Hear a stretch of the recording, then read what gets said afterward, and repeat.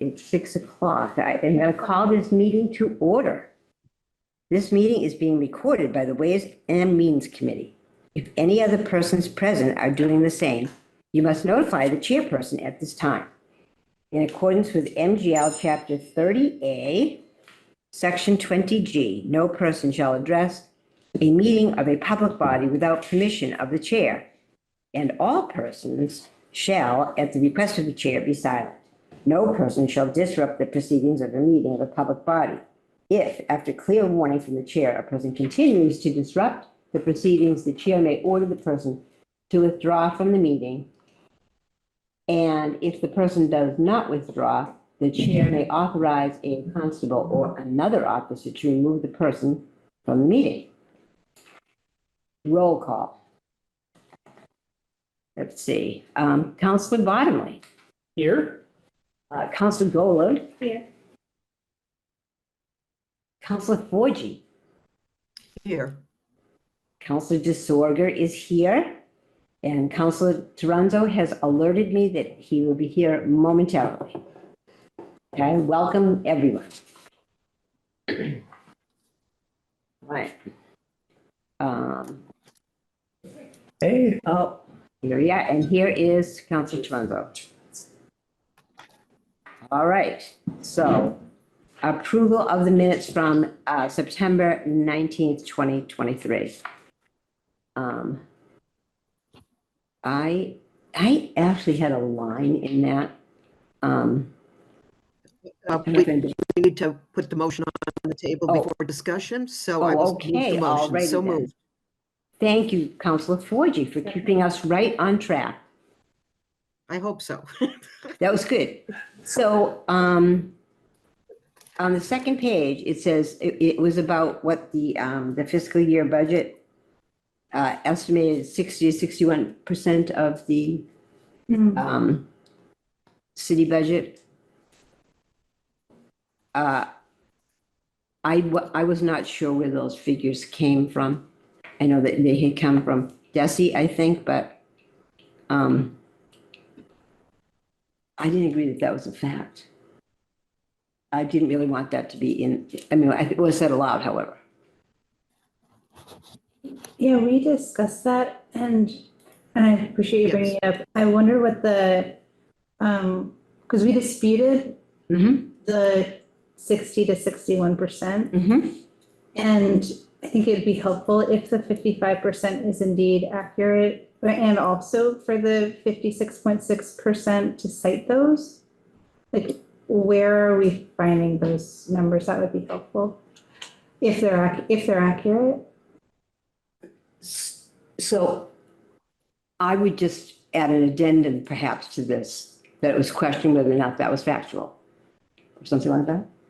That sounds good to me. Yeah. That's fine. Yeah, that works for me. Is that okay? Councilor Forgy. Yes, that was, Councilor Golub was correct. I mean, we had discussed this at, I believe it was the September Ways and Means. Let me see. Yep. And minutes are, it's delicate because minutes reflect what was said. If it's important for this committee to add the appropriate comments as you just made, Councilor DeSorger, I don't see any problem with that. Well, I just didn't see that. Thank you very much. I just didn't see that reflected in the meeting minutes. This also, I can't remember, I brought this up as a motion before in previous minutes where the same statistic was brought up and questioned. So as long as there's some comment, this figure's been questioned before. So I think that's a reasonable thing to say. These statistics are, I don't know how you want to say it. These percentages were questioned. You want to make the motion? That's fine. I'll move to edit. These statistics were found questionable by the committee. Okay. Turn the volume up from what we hear. Oh, sure. Here we go. Here, you could be in charge of that. Oh, okay, sorry. No, I just was like, maybe, I don't know if it was the forum or Maybe just Councilor Forgy, but it was very quiet. by the Ways and Means Committee, right? Yeah. I didn't Okay. go Yes. down, I didn't go down a hill recently, so my ears didn't pop. So. Means Committee. Okay. So you made that motion. Is there a second? Second. Okay. All those in favor? This is a motion to correct This the is a minutes. motion Is that correct? to edit, yes, to add these words. These statistics were questioned by the members of the Ways and Means Committee. I'm in favor of that, yes. All those in All favor? in favor, yeah. Aye, okay? Other than that, I didn't have any other questions on the meeting minutes. All right? So do we have a motion to approve the minutes? That's amended. As amended, that's very good. See, we're all helping each other. I'll second that. Okay? Second that. All right. All those in favor? Aye. Okay? And there are no abstentions and no one is, no, okay, all right, onward. So, next on the agenda.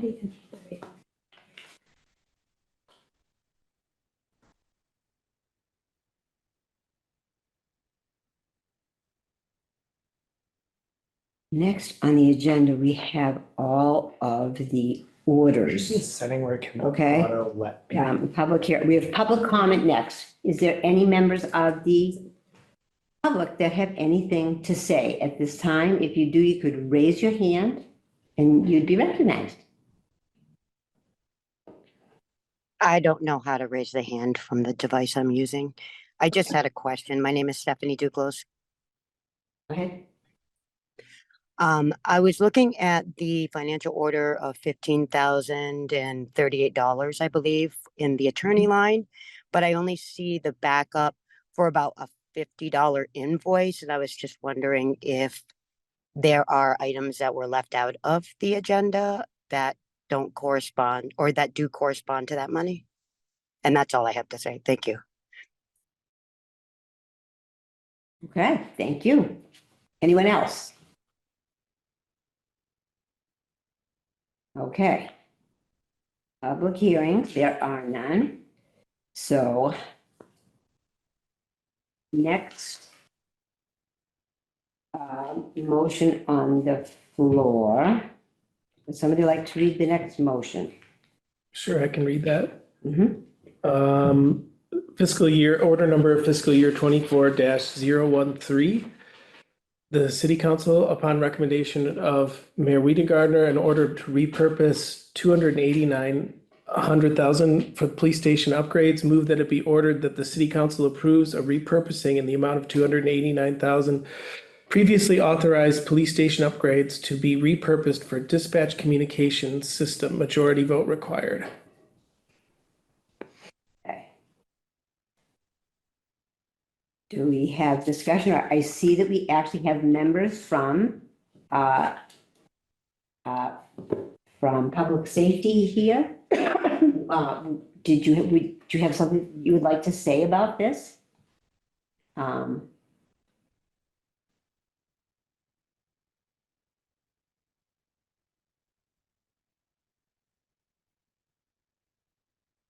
Can you hear me or? Yes, we can. Okay, sorry about that. So I've actually asked Chief Strahan, who I believe he was here. I think, He is. yep, there he is. Hey, Bob. To be here, we've got a little bit of a radio issue for the city. And we're doing the dispatch project now, and I'm going to be giving you an update obviously tomorrow night on where that project's at. But we've had a recent issue come up with the radio system that needs to be replaced, and it's a large sum of money. So I've spoke with Chief Strahan, who's way better at the radio system than I am, to explain to you why we need this. And I thought where we are right now in the building project, that it would be better to use this money now to take care of the radio project and put some of the other issues at the police department on the backside, such as the locker room and a few other things, and deal strictly with dispatch and get the radio communication system up and appropriate for Greenfield. So I will turn over the description to Chief Strahan if I can at this time, because I'm just not as radio savvy as he is. Thank you. Thank you. Great. Go ahead. So, good evening, everybody. Thanks for having us here. I'd first like to commend Chief Haig for, we've identified that we have a pretty significant issue with our radios, specifically our dispatch radios. I fully support him going forward with trying to repurpose to take care of this. So what we're talking about here is the radio consoles that our dispatchers use. If you go into our dispatch, it is their main piece of equipment that they have to use to communicate with all public safety and other entities out in the field. The current system that we have, I think, was purchased, I think it was 10 or 15 years ago, if not more than that. I think it was even more than that. What it does is it takes all the radio frequencies, which there are currently probably about 60 different radio frequencies, 8 of them that are used pretty regularly. The other ones are used as needed. And the current system that we have, in order for them to change the channels on certain banks within that radio, they have to get up, go in the back room and change it on an old radio, an old, looks like a mobile radio. What this new system does is it puts it all under one umbrella, and they can actually change the channels without getting it out of their seat. More importantly than that, we've had within the last year or so, we've had some significant failures with the radio consoles where they had to be rebooted, and our dispatchers had to dispatch off of portable radios, which isn't ideal. This is the primary piece of equipment that they need to do their job. It is very expensive. There's a lot of technology that goes into this, but it is our lifeline as public safety folks to be able to get the calls that we need to go to, but also relay back. It's our lifeline, and it's time to have a more reliable system. And I'm happy to answer any technical questions. I did it very brief, but I'm happy to answer any other technical questions that happen. And correct me if I'm wrong, Chief, but we're at end of life here with the system that we currently have. Yeah, we are at end of life probably 4 to 5 years ago. There's no replacement parts for this particular Motorola console. We have been lucky to have a good vendor that's been able to work with us and repair some of the items. A lot of the radios that are connected with it were purchased with the original UHF system, which was, what was that, 20 years ago? We've currently moved away from that system. We are on the 800 statewide system. So the radio system, the radio consoles we have not kept up with the technology that we are currently using.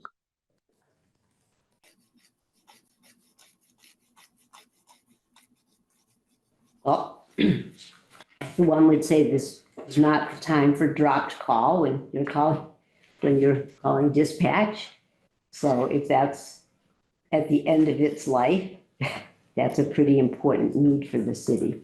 The only question that I had was, I don't want to negate the need at all for it. When this came up on our agenda, it said things had been previously sent to counselors, and I looked back through as many emails as I could find, and we never got any backup to this at all. It was only the order, and that was it.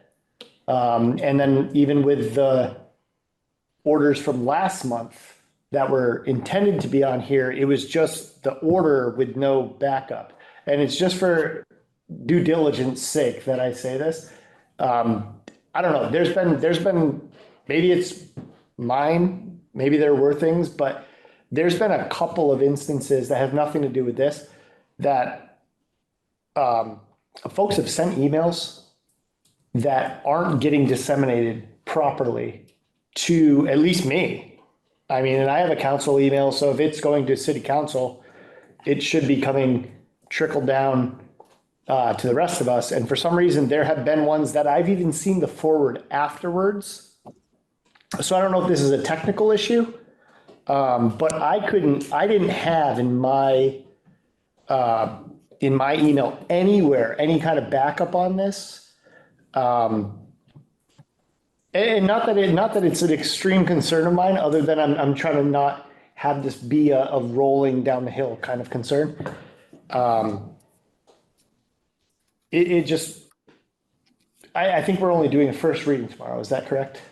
That's correct. So we've got time before we're going to be able to take action. We're not really doing anything about it tomorrow in the first reading. So it would be nice if that could be re-forwarded.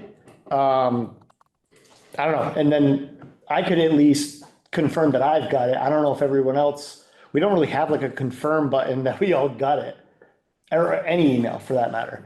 But that was my only concern when I saw this. I was vehemently clicking back through. I'm like, man, I haven't seen anything about this. I saw the updates to the upgrades at the police station. I've seen updates on the fire station.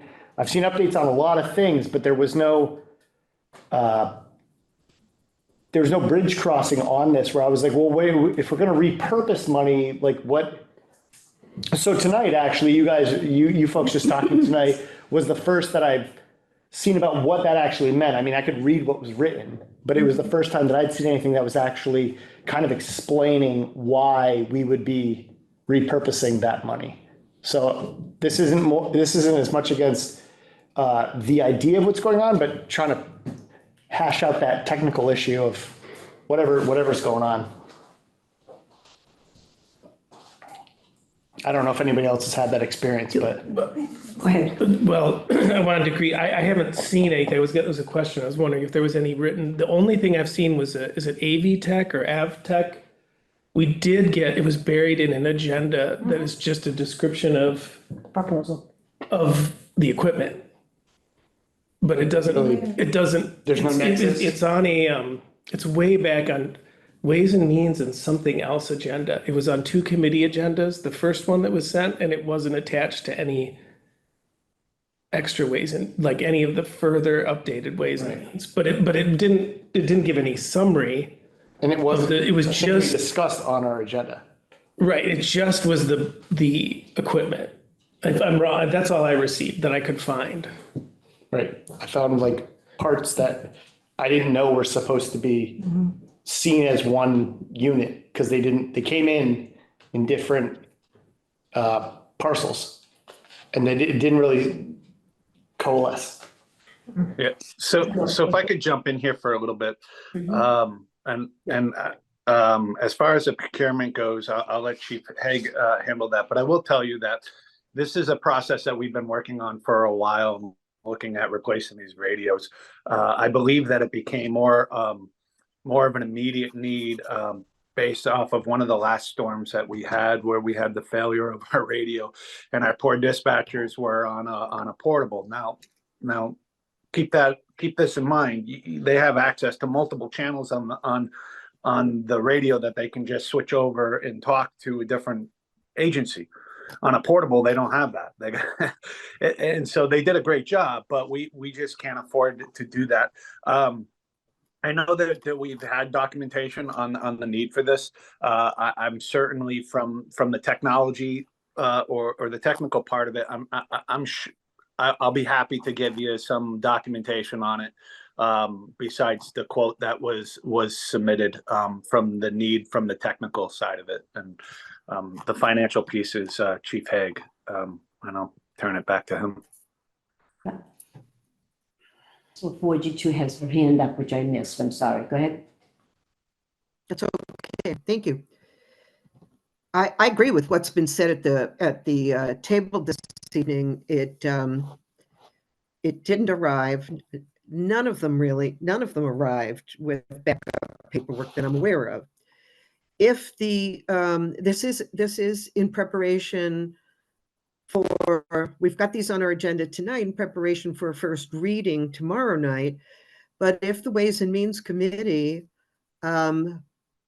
would feel more comfortable with not making any recommendations and not discussing these agenda items this evening, waiting for the backup paperwork, have the first reading tomorrow night, and then in November, Ways and Means can do the discussion on this with the paperwork that's been provided, and then we can vote. And from my personal point of view, I don't have a problem with repurposing at this point, especially if these projects are in regard to public safety and more specifically, communication in public safety. But if the members of the committee would feel better about it, that would be my suggestion, is that we skip over all of these these items this evening that are all first readings, because we're not going to vote. Thank you. Councilor Golub. I appreciate that suggestion. If that doesn't delay the vote on the equipment, I do think that it would be more judicious for us to decide after having an opportunity to look at the documents. And I was going to have the same question. But I do have a couple of questions about the order.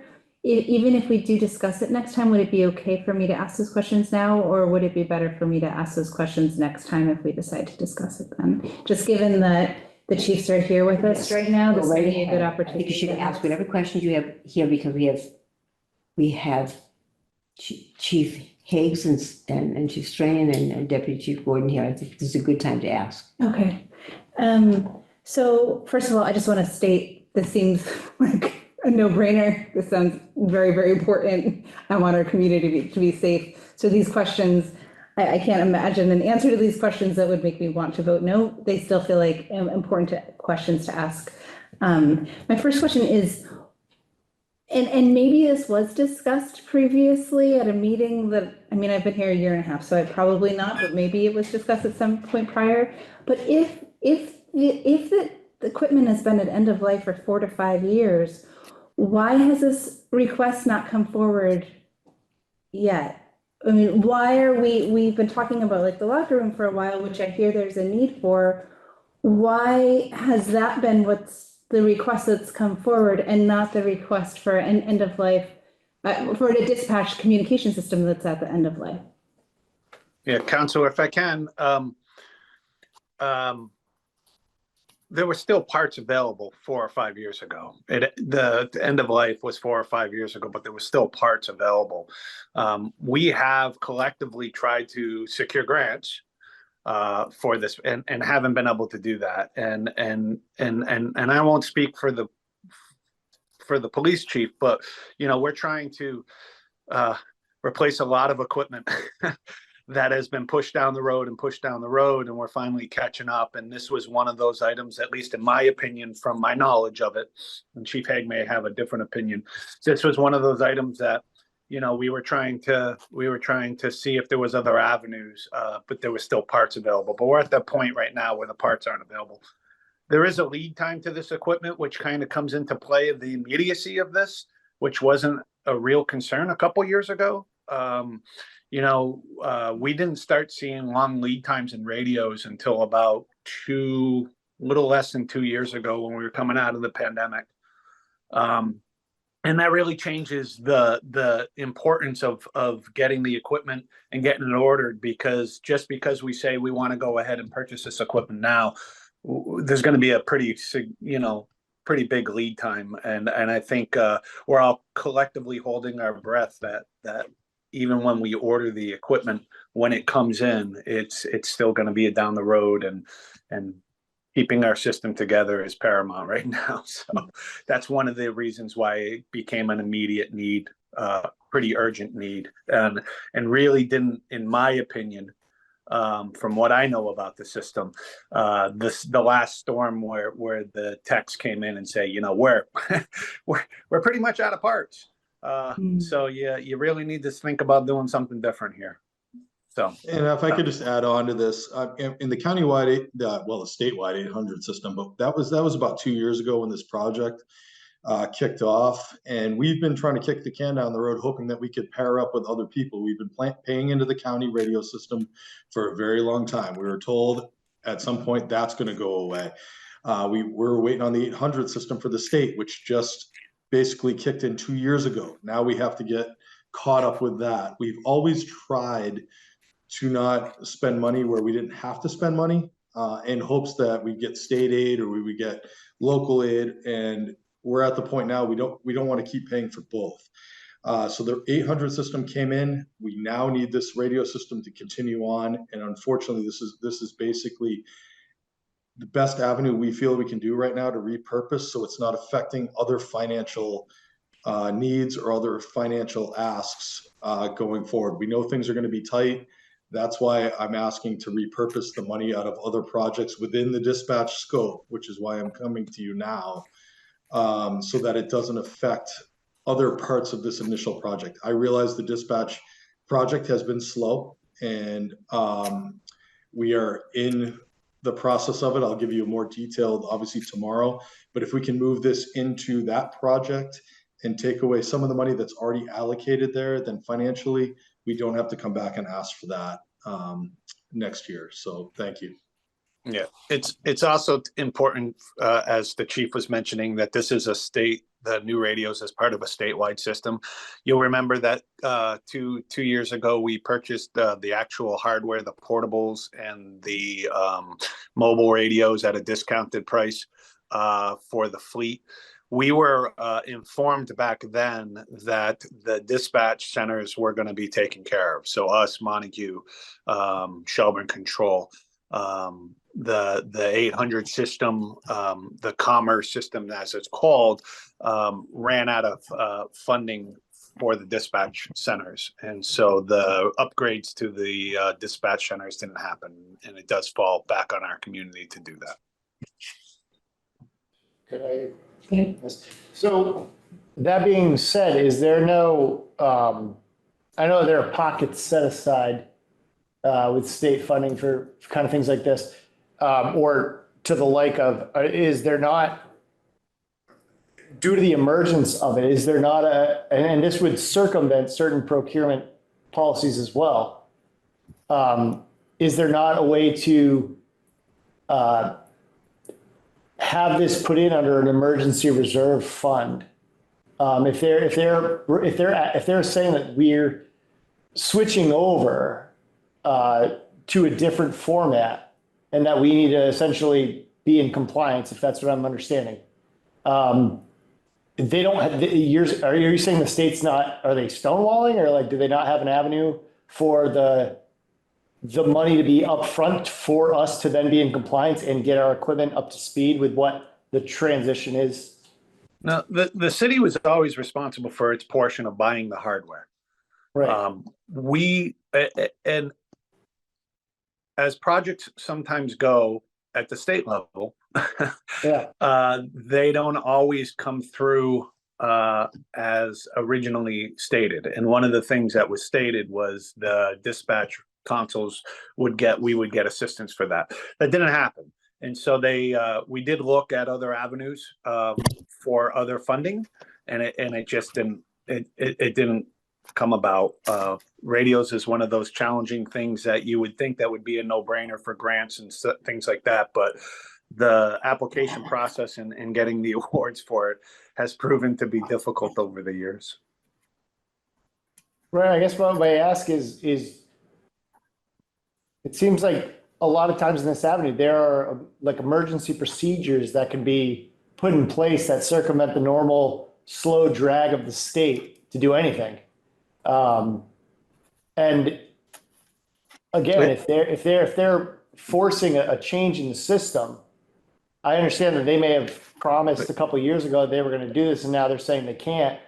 But I guess I would just ask, like, who could maybe push that issue further to be like, hey, look, like, we're not going to be able to do this anymore. I mean, we certainly can't. But like, I mean, we can try to reappropriate money as like the last possible avenue, right? Which I know that nobody wants to take that last possible avenue, but I feel like there could be more advocacy towards pushing, like, it's like any kind of code change. If you made the code change, you need to support the code change. You can't put that incumbent upon the individual municipality to have to cover without any kind of funding because you changed the code. Otherwise, we don't have to conform to that. With all due respect, Counselor, nobody, this happens all the time. These are the unfunded mandates that we face all the time in our profession, as well as other parts of the city. We're at the point we don't have that time and we don't have that ability. I mean, this is a legislative issue. This is a EOPS issue. This is something that's so far above two local chiefs. Right. I appreciate you like saying that because I agree with you. I would love these unfunded mandates when they change the law and tell Chief Strahan and I that you now have to mandatorily do this, just like training. They're still not giving us that money, even though it's mandatory. It still falls back on us. This is very similar to that. And unfortunately, I agree 100% with you. I would love to throw this right back and say, you need to do this. It's just not going to happen right now. Nope. And I think Chief Strahan will back me up on that one. It's just unfortunate, but that's what it is. As much as we'd like to tell our legislators what to do, I fight with them quite often on things such as mandatory training. Like I go back to that. You say we have to do 40 hours a year, but you don't provide us with the method to do it or the funding. We have to do that as a community, even though they say it. It's very similar to that, unfortunately. But but I completely agree with you. Yeah, another example of that is on the fire side. We have fire pagers for all the communities throughout Franklin County. Back when we went to the system, that was one of the absolute requirements for everybody to go to the system that the county voted to go to, and they still haven't produced the pagers for the fire departments. For us, not a big deal. For the small towns out in West County, it's a pretty big deal. So there's more to it than that. This is a more robust, more reliable system than we had before. And we're grateful to be on it because it's statewide. It's not just the county, and the county's not responsible for the cost of the upkeep and the maintenance of it. But there was a couple things that fell a little short.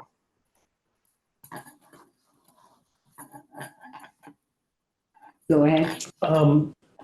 This is more of a comment because it certainly seems like this is something we will probably need to do. I mean, but what concerns me is our long-range planning documents, because I try to read this stuff, and that's why I say I might have missed it. There's a lot of stuff, but where I hear things like the city is always responsible for hardware. It's a primary piece of equipment that had end of life years ago.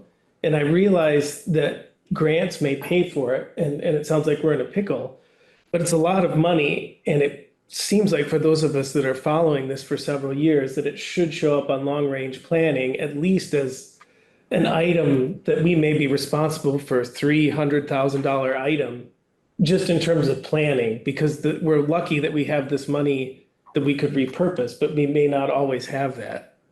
Yeah, Council, I couldn't agree with you more on that. Some of the stuff that we try to secure in public safety, whether it's police or fire, we try to go after every avenue before we bring it to City Council for approval. So, for example, I'm bringing forward next capital, a very large item. We have tried for the last 10 years to try to get grants for it, and we haven't been successful.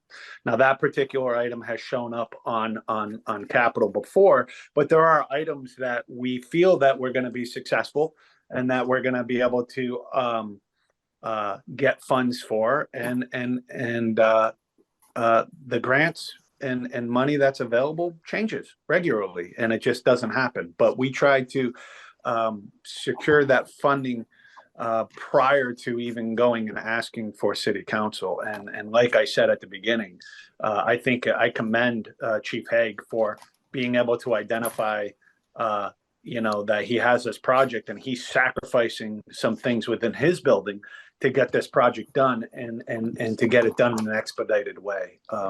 So I agree with you. It would be nice to see everything that comes up on planning. But like I said, we try very, very hard to do what we can before it gets to that point. So sometimes you don't see it until we're not successful.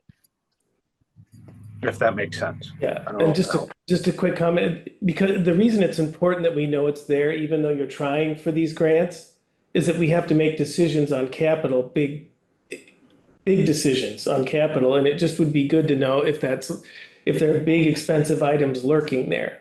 That's all I'm saying. We don't have the knowledge. I believe that impacts our making good decisions when it comes into the regular budget season.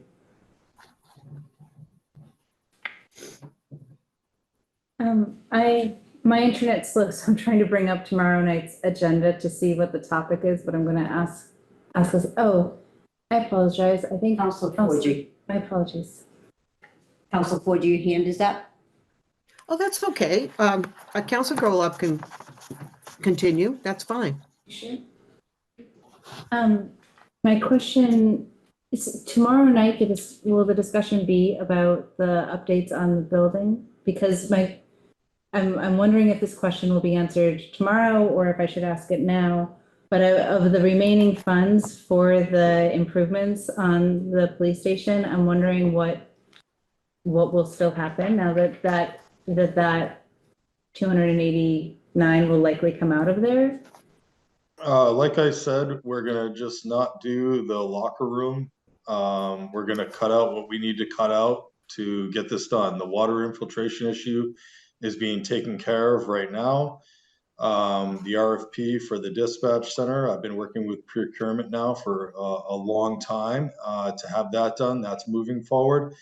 And I'm just going to put on the back burner some of those other issues that you allotted the money for, which was, locker room updates and movement. I think this is, part of the dispatch move. I think that we can justify it for that.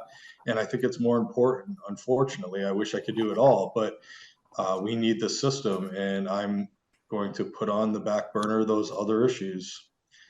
I won't be bringing those back for capital this year. I'm not going to ask for those. We're in dire need of other issues, but I will repurpose some of those other things that were in planning phase number 1 to handle the payment for this radio system, which is crucial to Greenfield.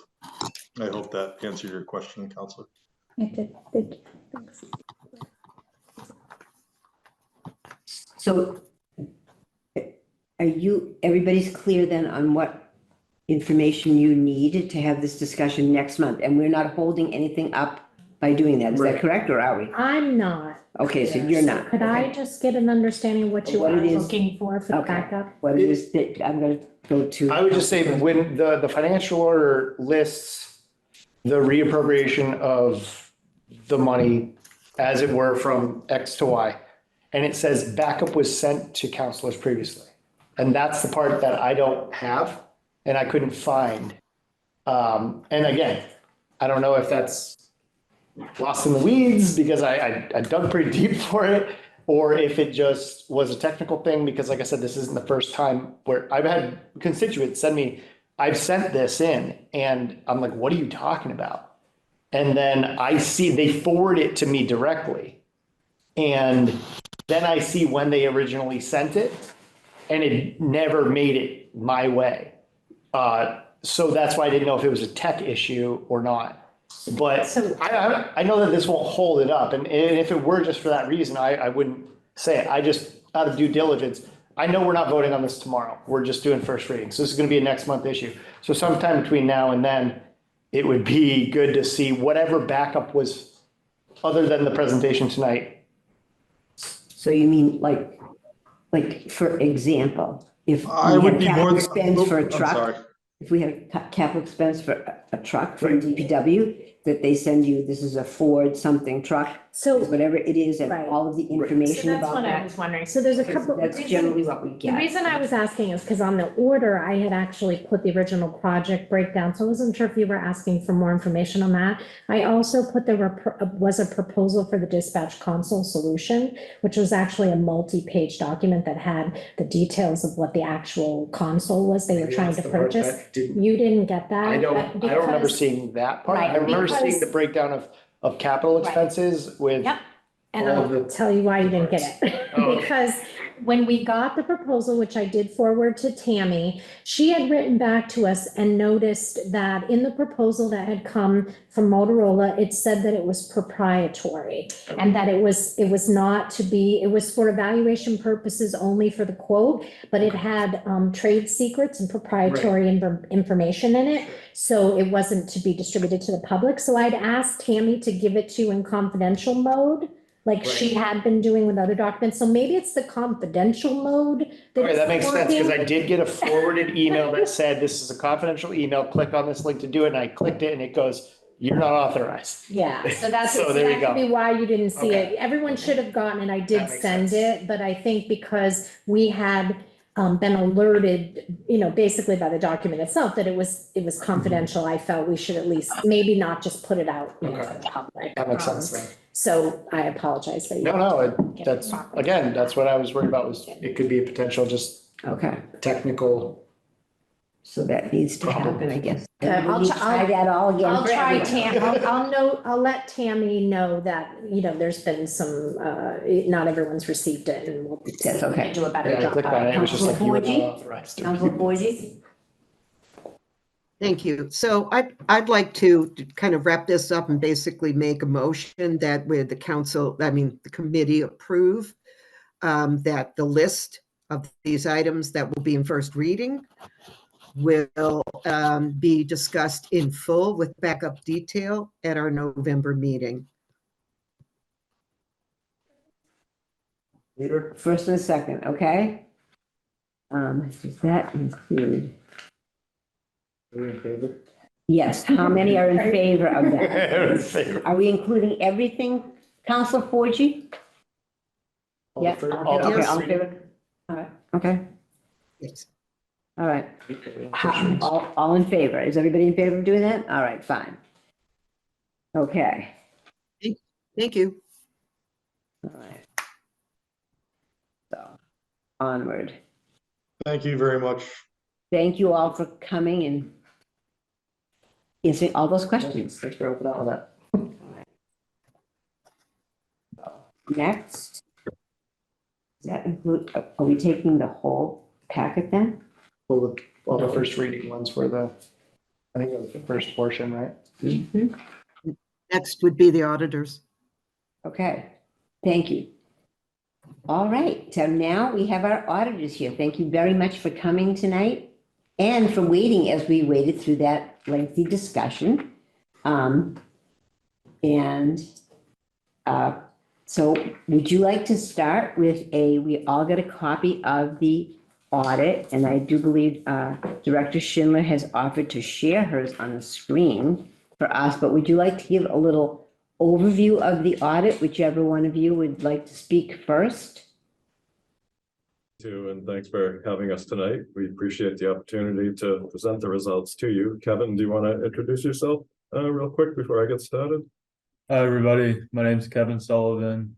I'm kind of in charge of running the audit every year. Yeah, just want to introduce myself. Kevin works very closely with Angelica and coordinates, all the information and the scheduling and all that stuff. So it goes very involved with the audit and the team and all of that stuff. So thank you, Kevin. I'd just like to start off by thanking the mayor, the finance director, the city accountant, treasurer collector, the rest of the finance team for all the cooperation and assistance that we received during the course of the audit. Everybody was really great to work with, very responsive to our request for information. Everything that we asked for was provided to us. All of our questions were answered on a timely basis, and we felt very comfortable with the responses that we got. I'd also like to just quickly go over some required communications with you. And then I can jump into some of the financial highlights and give a quick overview of the single audit report and the management letter if you'd like to go through all that stuff. And I can make it pretty quick, probably like 20 minutes or so. Okay. Just to start off with, as the auditors, we're responsible for planning and performing the audit to obtain reasonable assurance that the financial statements are fairly stated in all material respects in accordance with generally accepted accounting principles. Management is responsible for the selection and use of appropriate accounting policies. The significant accounting policies can be found in note 1 of the financial statements. And no new accounting policies were adopted during fiscal 22. And the application of existing policies was not changed during 2022. Accounting estimates are an integral part of financial statements and are based on management's knowledge about past and current events and assumptions about future events. The most sensitive assumptions affecting the financial statements relate to the net pension liability, the net OPEB liability, the compensated absences liability, and depreciation on fixed assets. We evaluated the key factors and assumptions that went into the estimates, and we found them to be reasonable in relation to the financial relationship to the financial statements as a whole. Difficulties encountered in performing the audit. Happy to report that we had no difficulties in dealing with management while performing the audit. Audit adjustments. Our professional standards define an audit adjustment as a proposed correction of the financial statements that, in our judgment, may not have been identified except through our auditing procedures. And again, we're happy to report that no such adjustments were required. Last one is relates to disagreements with management, and that's defined as a matter whether or not resolved to our satisfaction concerning financial accounting, reporting, auditing, matters that could be significant to the financial statements or to the auditor's report. And again, we're happy to report that we had no disagreements with management. The overall results of the audit, we were able to issue an unmodified opinion on the financial statements. That's a clean opinion. It's the best you can get.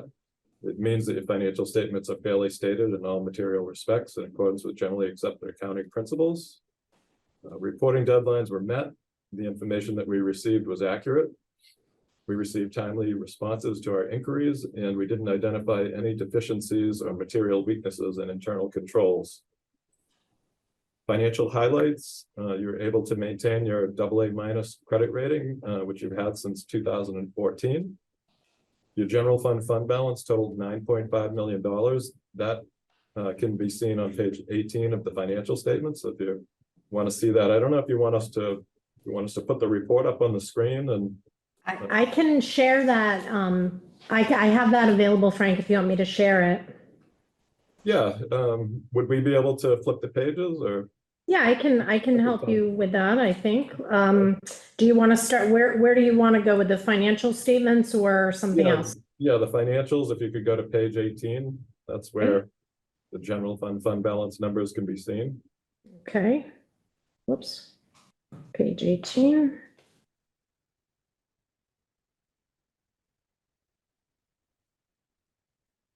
And it's actually the page number, so it's 2 more pages, I think. You just scroll down. There you go. So the left-hand column is the general fund. Down the bottom left is the fund balance section. So you can Trying to make it bigger for us, but That was helpful. Okay, can you make it big again? How's that? is that okay? A little Hard bigger. to see over here. So you can see that the fund balance totaled $9.5 million. And that includes all of your stabilization funds because they're required to be recorded as a component of the general fund for GAAP purposes. Make it a little. And there's $2.5 million Thank you. of the fund balance is committed, and that relates to all of your stabilization funds except for your general stabilization fund. You also will see that another $65,000 of fund balance is considered to be assigned, and that relates to $15,000 of it relates to encumbrances, and $50,000 relates to free cash that was voted to fund the FY23 operating budget. And that leaves you with $6.9 million of unassigned fund balance. Of that, $2.2 million is related to your general stabilization fund. So the general stabilization fund is in unassigned and all the other stabilization funds are in committed. So your unassigned fund balance represents 11% of general fund expenditures. And if you calculate that out, it's about 1.5 months worth of reserves. Your unassigned fund balance has steadily increased since fiscal 2019, when it was $3.6 million, or 6.48% of expenditures. So that's a good trend over the last several years that you've been building up your reserves. Credit rating agencies like to see that. For AAA communities, they like to see an absolute minimum of 10% reserves. And that's pretty much where you are right now. The GFOA, Government Finance Officers Association, recommends a reserve of no less than 2 months of operating expenditures, and that works out to be about 17% reserve, or for Greenfield, that would be about 10.1 million.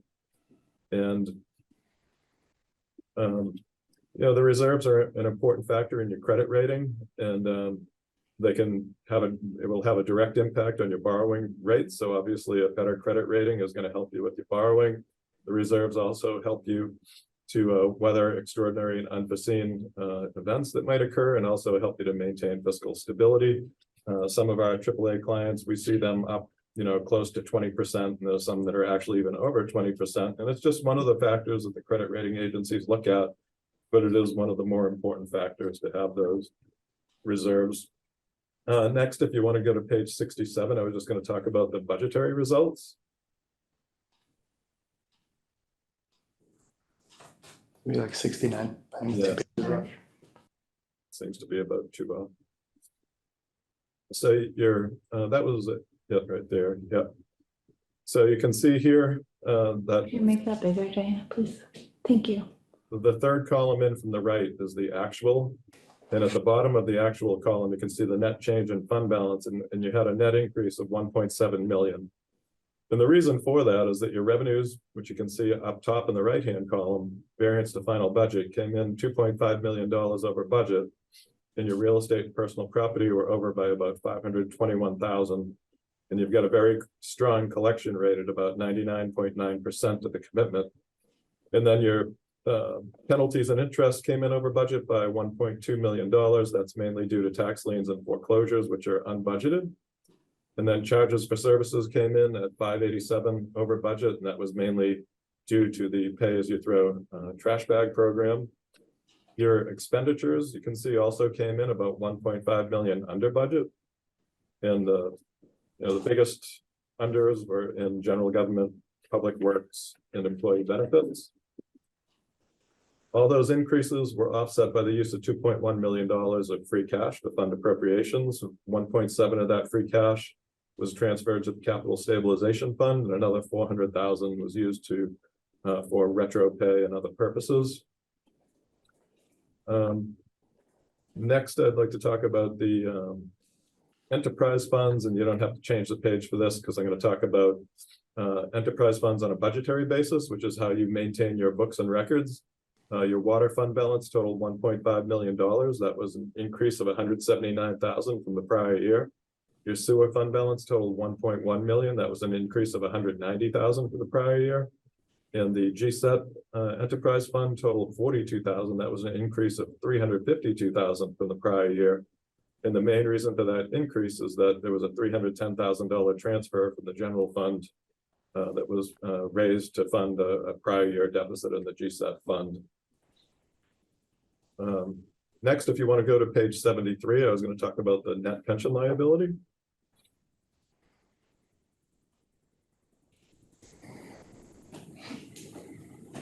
I think it's, I don't think that's it.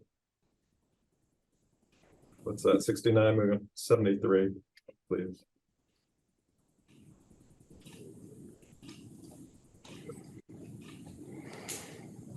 Actually, yeah, okay.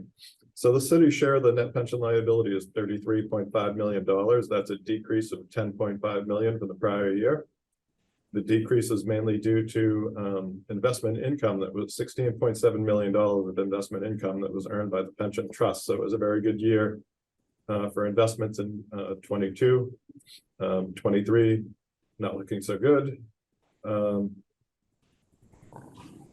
The system was funded at 73%. The end of the year, you can see that up at the top there. And that was an increase of about 9% in the funding rate from the prior year. And the system is currently scheduled to be funded by 2035, which is ahead of the deadline of 2040, the mandatory funding date. And next, I'd like to go to the other post-employment benefits liability. And if you wanted to go back to page 59, there's a schedule there I want to show you. I'm just going to stop for a second. Does anybody have any questions so far? I'll be completely honest, I didn't realize that we received this document, okay, and I okay. would have a ton of questions if I had realized. Okay. Feeling remiss in that. Yeah. All right. Here, Frank?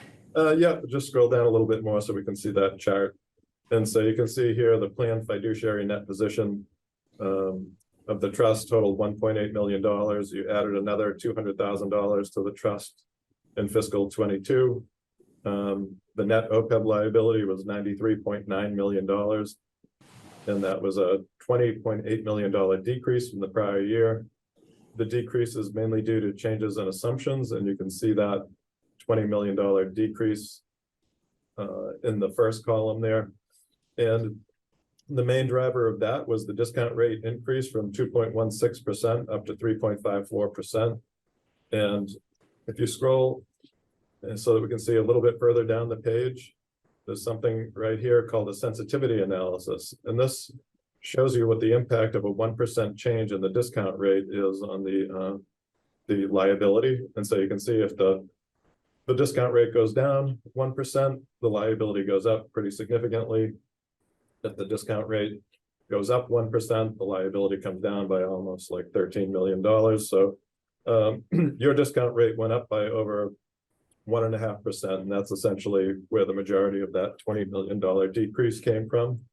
Your discount rate is based on the AA 20-year municipal bond rate, because your system is not considered to be sufficiently funded at this point to qualify for a higher rate. Once you hit a certain threshold, you'll qualify for a blended rate. And then as you get up to what they consider to be a fully funded status, then you'll qualify for the long-term rate of return, which is probably more like 6%. But as you keep funding, as your assets go up, your net position in the fund, the OPEB trust fund goes up, you'll start qualifying for a higher rate. And as you can see, a 1% change in the discount rate has a really big impact on the liability. So that's something that you probably, might not be bad to have your actuary come in and talk to you about, what you need to have in that trust fund to be able to start qualifying for like the higher discount rate, because you could seriously, lower that liability quite a bit by,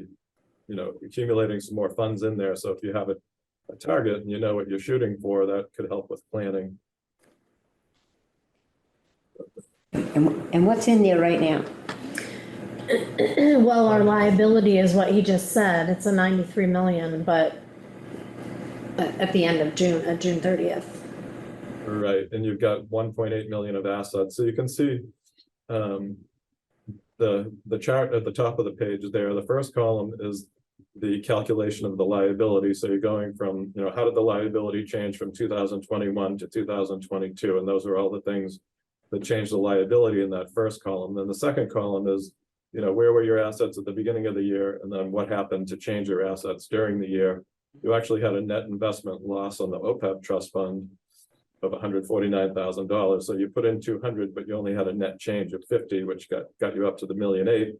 And then the net of those two things, the liability and the assets, gives you the net OPEB liability of the 93.9 that you see in the last column. And so right now, this liability, with the amount of assets you have, is considered to be about 2% funded, but there's no legal requirement at this point to fund this liability. And so what we're seeing most communities do as far as a plan is they're planning to get their retirement system funded as soon as they can, and then shifting over any excess funds they can from what they're putting towards retirement now or pension towards the OPEB. And that can actually help with your discount rate too. If you have like a formal plan, that's something else to talk to your actuary about. They can factor that in, that those payments will be coming in by 2040 at the latest, but, and then that can actually help with the discount rate too. I've seen some communities do that. Yeah, we discussed that, Frank, and actually the mayor is prepared to sign our finalized OPEB policy, which actually does indicate that we've dedicated our 3% cannabis excise revenue to our OPEB stabilization, and then we move it into the trust, and also that we are committing our pension payments. Once our pension is fully funded in 2035, then those payments will divert to the OPEB. So we've incorporated that into our OPEB policy, and we'll be adopting that before this year when we do our bond rating. Oh, that's great. Well, that should have, I would think that's going to have an impact on your liability. It may in the near term, just make sure that you make your actuary aware of that. I'll let the actuary know about it and send a copy of that policy too. Thank you.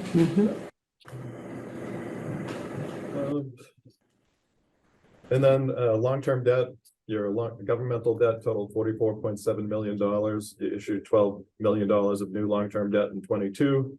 That was for the library and fire station projects. Water and sewer We see debt. that. Where are you looking at that? What page are we on now? This was just something really quick. I didn't, we can go to the page if you want to. It's actually before, earlier in the report. I can probably give you a page number.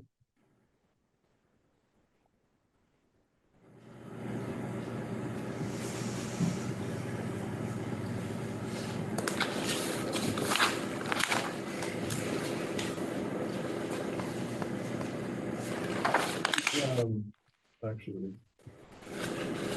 Is it capital you were talking about? 49.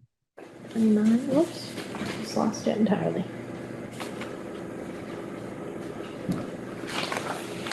Nope, that's the wrong one.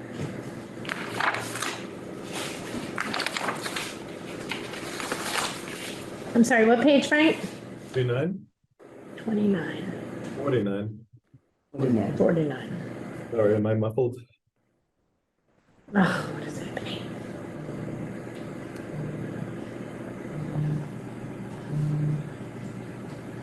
Where's my little page thing again? It's not coming up and I'm having technical difficulties now.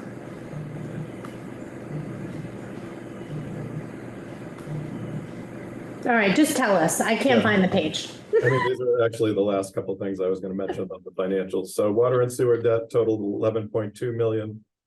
2.4 million was issued in 22 for new water and sewer projects. That debt is fully funded by the rates. General fund debt service is at 6% of appropriations. Generally, 5% is considered to be a healthy ratio. So somewhere in that ballpark. Back in 2019, you were at 7.31, so you've come down closer to that 5% benchmark. If I remember correctly, I believe the rating agencies had commented about the debt ratio maybe being a little bit too high a while back. I don't know if they're still maybe where they stand on it at this point. So that was what I wanted to highlight for the financials. Now I can just go through the report on federal awards really quick if you want. That report is required for entities that expend $750,000 or more in federal funds in a given fiscal year. And we're required to go through and look at the different programs, and there are certain requirements on which ones you need to audit, and there's a process you go through. We actually had to audit 4 programs, which was a lot for 1 year. We audited the WIOA program, that's the Workforce Innovation and Opportunity Act grant that's run by the Mass Franklin Hampshire Career Center, the school lunch program, the special education program, the education stabilization grant program. That was all audited as like we have to go through compliance requirements and a whole bunch of detailed testing. That's about 63% of the total expenditures that we had to audit. And the results were that we were able to issue an unmodified opinion, which is a clean opinion. We had no findings, no question costs. So it was a clean audit. It was the best that you can get. So those were very good results on that. And then the last thing is the management letter. I always like to mention that the management letter is critical in nature. It doesn't highlight, all the things that you do well. It's more of a critical type document. But what's important to note, I mentioned it earlier, is that there was no material weaknesses and there were no significant deficiencies in internal controls. We consider, you know, these comments to be more like efficiency or enhancements to some of the things that you do, They're things that we came across as we were completing the audit. First thing in there related to recording the GSET user charge receivables on the general ledger, because those weren't initially put on the ledger. They were being maintained by the GSET department. And so that was now done in FY22. So that's considered to be resolved, and that, you know, provides a check and balance on the department records. Next comment related to the grant loans in the CDBG office and just how they were maintaining the supporting documentation for that. We were recommending that they maintain a listing of all the loans that are outstanding and then the balance of each loan outstanding that can be added up to a total and reconciled to the ledger, whereas they were keeping more of a running balance before, and you really couldn't tell who owed what. There was still a $75,000 variance between the listing of accounts and loans outstanding and what was on the general ledger. So that one's not considered to be fully resolved, but they're definitely making a lot of progress with that. There was a comment that we put in all of our clients' management letters, and a lot of our clients have had it done at this point, is to have a fraud risk assessment performed. And most of our clients have been hiring a consultant to do that just because of time and resource constraints. And there's at least one person out there that does a lot of them for a lot of the mass communities, and that people are happy with the work that he does. And so that's who I typically see the most. I could pass that name along, but I actually think that you may already have it. And basically what that is just, you know, looking at the different departments and the different assets, the cash, the, you know, any assets that are coming in, you know, the vendor payroll process, and just looking for areas where there are risks, and then taking a look and assessing the controls that are in place and determining if you feel that the controls are sufficient. So it's basically getting this, you know, in a document that can be submitted to, you know, the Ways and Means Committee would probably be a good committee to review it, or I would think it would probably be reviewed by management first, and that, I mean, that's kind of up to the city on, you know, what the process is for reviewing it. But, you know, the report will identify various risks. It will identify the controls that are in place, and then it'll have some recommendations for things for you to consider to strengthen controls. And well, that's something that you know, we think is important. And like I said, we put it in all of our clients' management letters. There was another comment about improving oversight over employee withholdings, and we just noted some deficit balances in some of the employee withholding accounts. In FY22, there were about $25,000. And as part of the reconciliation, you know, the reconciliation should include, you know, looking at what plans people are signed up for, what withholdings they're having deducted, and what withholdings are being paid to the insurance carriers, just to make sure that people are having the proper deductions for their plans and that you're getting billed for the proper plans from the carriers. And then to have like a process every month where you look at what was withheld, what was paid out, and to make sure that these things are not going into a deficit. They typically should come down to zero once the payments come out, unless you have some timing differences. So that's that one. And then there was a comment for improving timeliness of CDBG drawdowns, and it got better in 22. I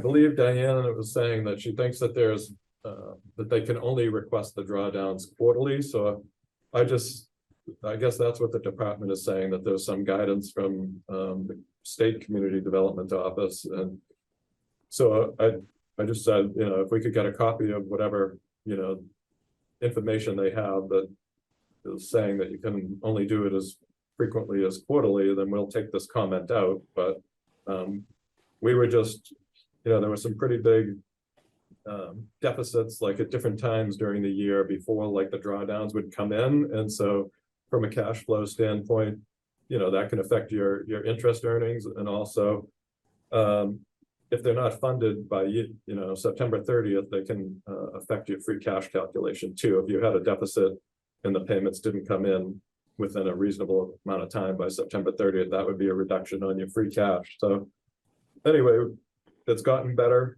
And you know, if monthly can't be done, if they don't allow monthly, then I guess quarterly is the best that you can do.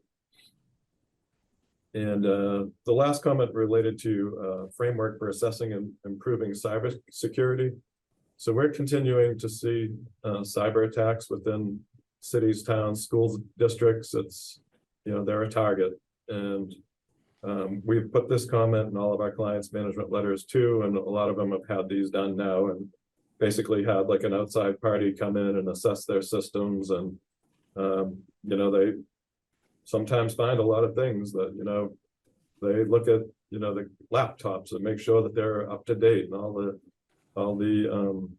updates have been run, and, you know, they're on like current versions of the software and have all the security protocols and everything. So that's something else that we feel strongly about, and, you know, we highly recommend that, you know, you get that done. And so that was it for the management letter. Thank you. Questions? Questions? Actually, I do have a quick Go ahead. question. Do you know, we hear a lot about the debt rating agency. Do they ever issue reports to cities so that we could find out more specific information? You mean the credit rating? Yeah. Like S&P? Yes, they do. Yeah. I don't know. Do you have one, Diana?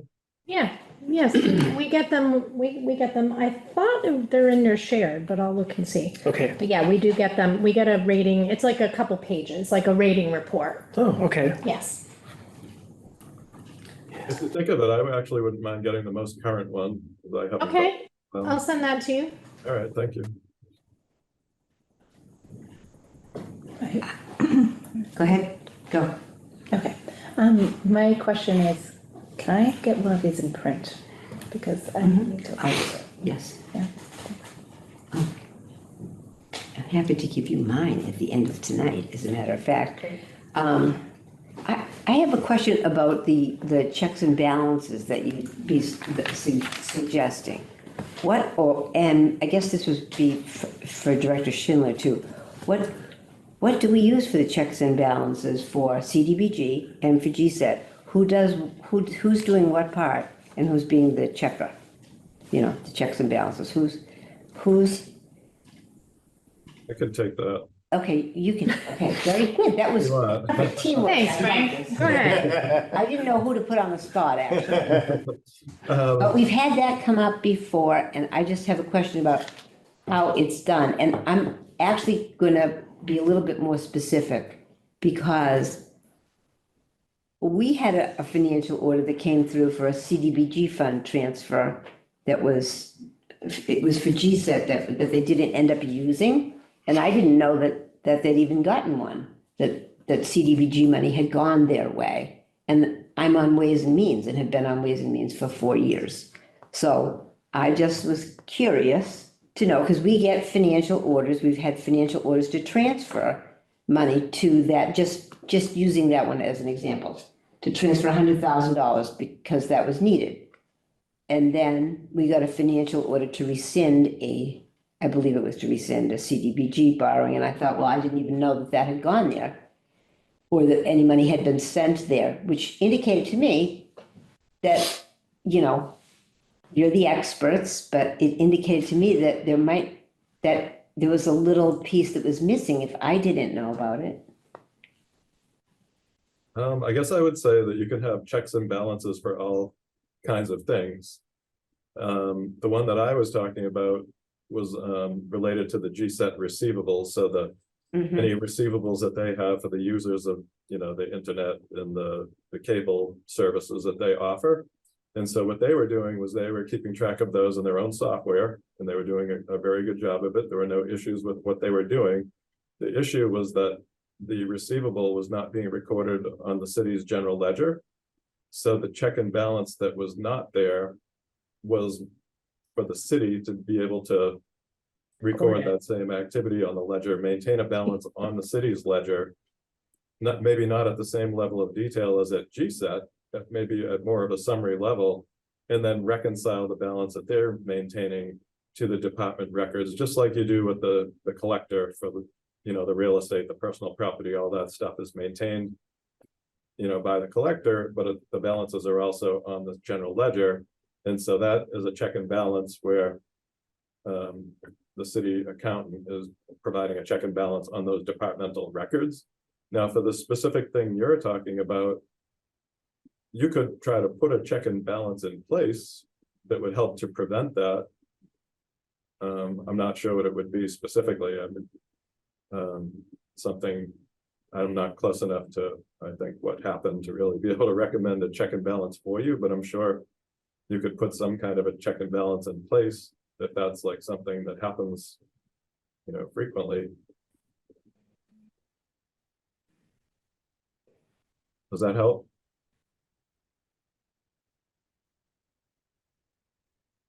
Yes, I guess I wonder how many municipalities deal with their grant funding as it intersects with regular budgeting.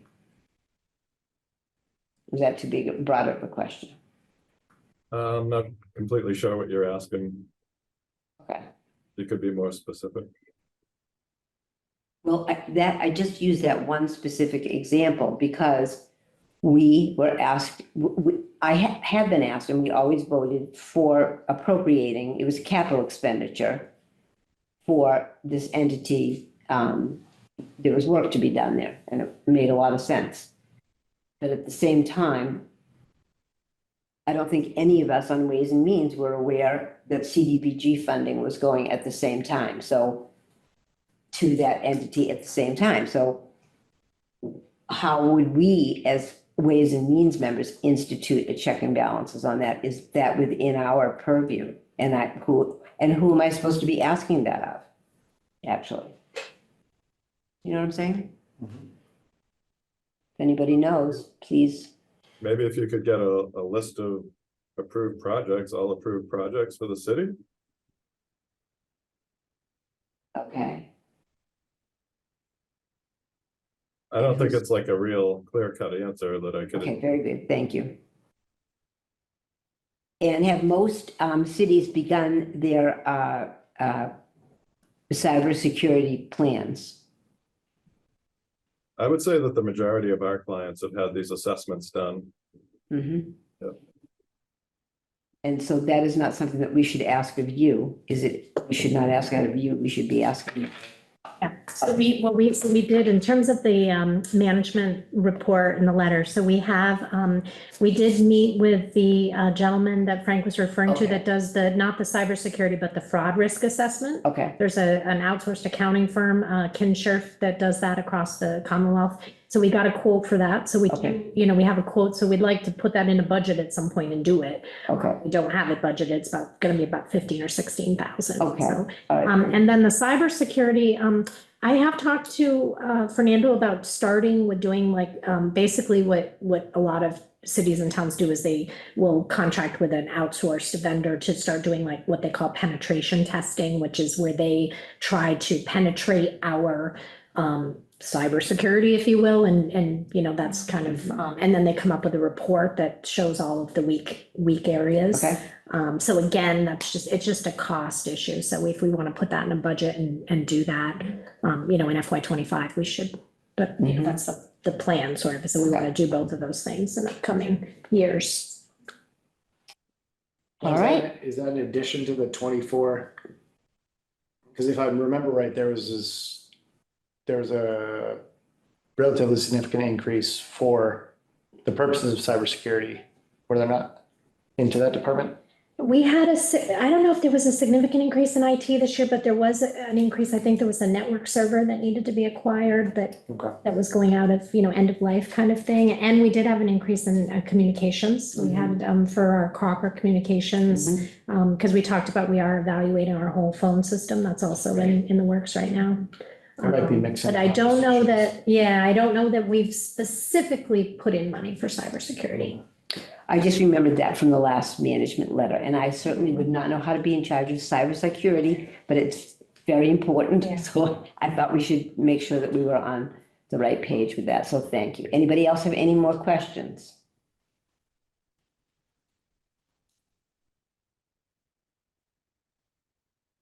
It's not a question. I just want to second that I am curious. I don't expect an answer, but how much that costs, and I do think it's a priority.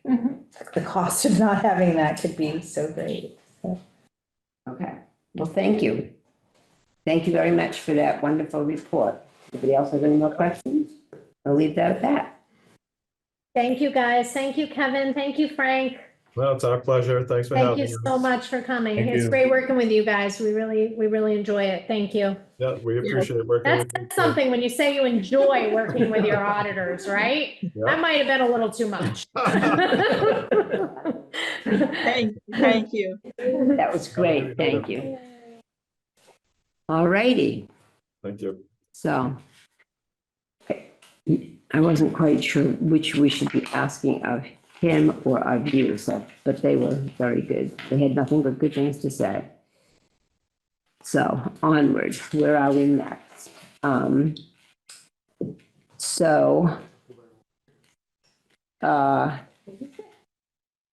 Discussion, we are discussing, we're staying on track now with the agenda, all right? Consider a home rule petition for compensating and reimbursement to the schools, city for money spending regarding the education and care of foster children. Does anybody have anything on that? I'm curious what this is. I don't know how that appeared here. I was not at the chair's meeting. So I will admit that I was not there. And so Christine, I think, was and can probably adjust. she is going to enlighten us. I think this is coming forward from it. It's been coming forward for a long time. I think this was something that was talked about last year. It's different than the piece that is going to be presented tomorrow evening in the resolution pieces, but I am not aware of any counselor who has taken this up to bring it forward. Okay. So it was put on this Ways and Means agenda. I have no idea why, but obviously somebody felt that this was something we should be looking into, was the reimbursement for foster children. So I would say we put it on the chair's agenda for next month. Okay. And try to find out who the person responsible in our community was, and see if there was somebody who wanted to take this and bring it forward. All righty. Yes. Does anyone, I mean, it sounds like something in the area that I would care about, and I feel like I've heard about this like on the periphery of things, but I don't really understand the issue. Does anyone here understand what this would be? Hang on just a moment. I have to switch screens here.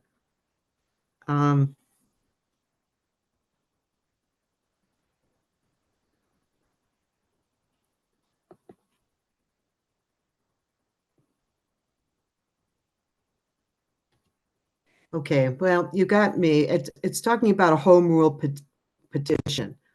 And that is something that the council can bring forward on its own. But the idea was, because we get I'm not wondering at this particular point if the resolution that's going out tomorrow night on the floor does address equalized compensation for the city in regard to taking care of all our educational needs, and because the state has not kept pace with funding us for that. I don't know if the foster care issue is included in this resolution. that'd be something I think would be a first step to find out. And then I am not sure. I just think it needs some research at this point before Ways and Means can really act on it. And I'm not even sure it belongs on Ways and Means, to tell you the truth. It doesn't seem like a good fit here. Is Yeah. there a draft of the home rule petition? Like, is there an actual draft of what the petition, what the legislation would be to vote on? No, there's nothing. I actually have no idea. So I can raise my hand. Go ahead. Yes. Oh, please, go right ahead. Friendly forum. So I can answer part of that question, Councillor Forgy, about the resolutions that are coming forward tomorrow, that they do not specifically have to do with foster children. One is increasing the Senate Bill 303 is increasing the base foundation budget from the state, and Senate Bills 335 and 337 increase the special education funding from the state, basically. In nowhere in those bills do they mention foster children. So this is something apart.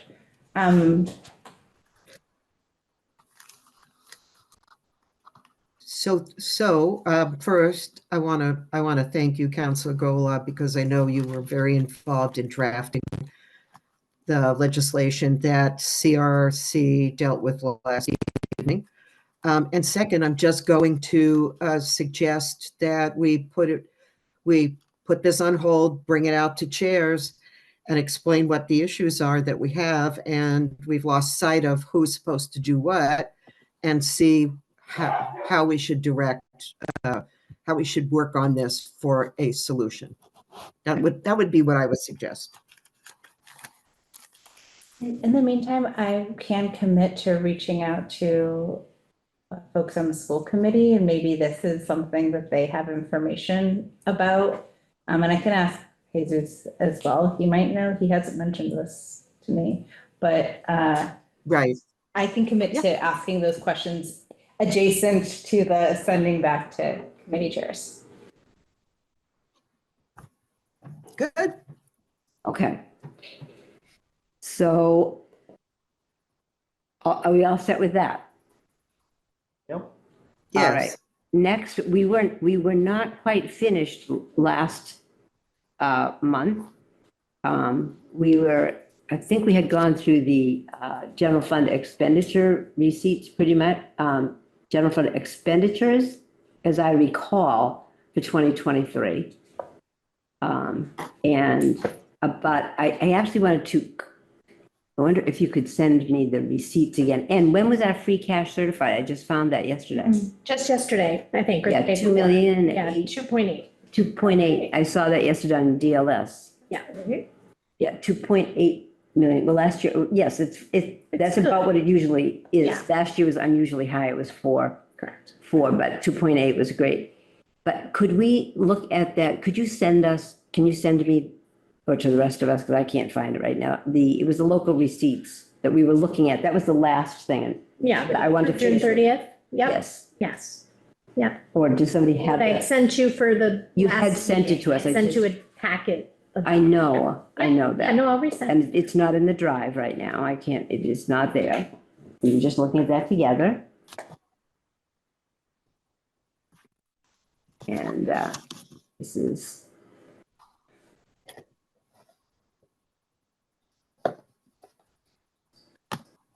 No, it's really, Thing will be there, and then I go to find the same damn well, thing. you know what, I tried to write it down. I tried to write this one down by the date because I knew it was sent to Council Golub.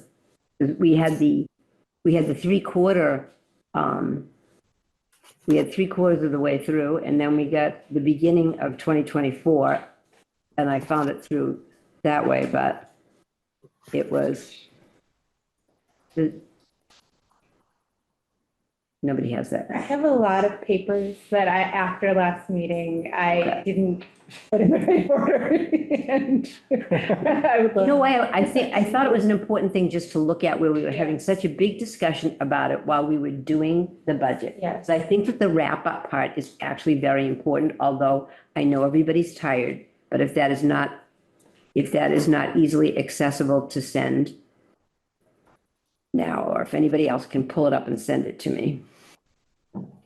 I think that's important because we had a big discussion about that we were, you know, as we were doing our budget, where were we with the local receipts? And it ended up being over. He has that.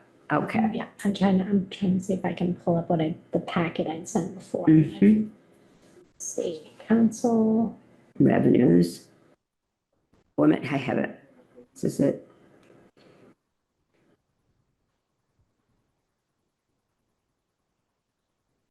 Okay. General fund revenue. Okay, I found it. General fund revenue. You know where we left off. See if I can share. So, yes. And then.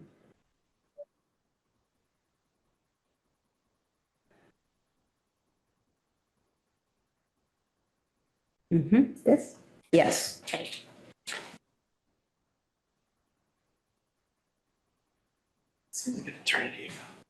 Oh, that's so much better. Can you, Council Ford, you see that also? Able to? Okay.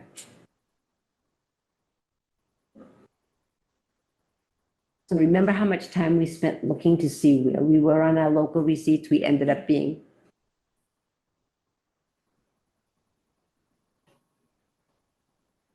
Marijuana revenue is down a little bit from the year before, is that right? Yes. Okay. Could you make that slightly bigger? I think it'll still fit. Please. Oh, hey, stop it. Like a delay on it, 'cause I'm going through 3 servers right now. I'm trying to put this up here. I just want to move it over. Okay. Yeah, so when I did speak, I think I spoke to the marijuana revenue, so we're not going to, that is our actual impact fee revenue. And we are not going to be counting that in our next, tax rate recap because as of March 1st, those regulations have changed and we're no longer going to be able to collect those impact fees. So we're actually going to see some of that go away.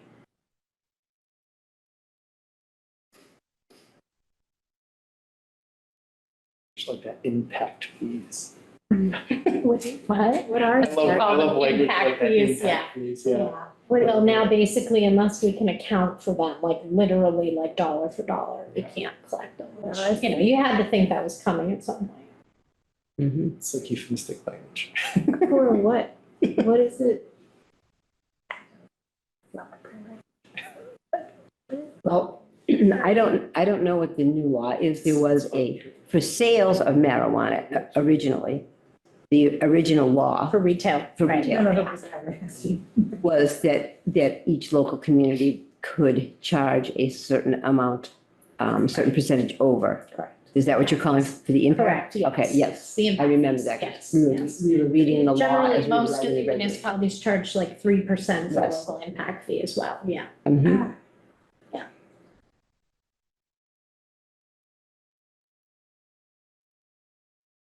Okay, can you scroll down just a little bit? Thank you. Oh, I don't know if I went too far, but let me know.